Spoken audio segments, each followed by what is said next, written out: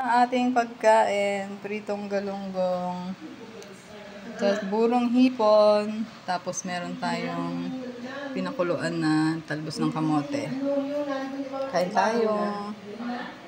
So, ayan, may chicharon din tayo. Masarap din yun sa burong hipon. And ayan na yung ating talbos ng kamote, fresh from Bulacan, galing sa tita ko. So, ayan, inano ko na siya, pinutol-putol, hinimay o naman tawag dyan. Tapos, yan yung kamatis. Siyempre, pang kailangan maraming kamatis sa burong hipon, hiniwa ko na din.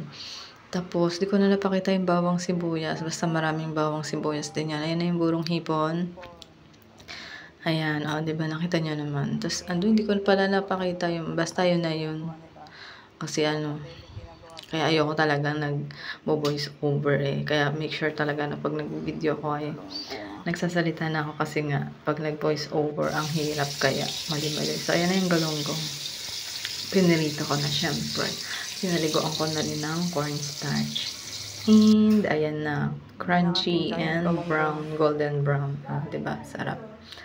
Tapos, syempre, niluto na rin ni tita yung burong hipon. Ginisan niya na yung bawang sibuyas. Tapos, ayan yung kamatis.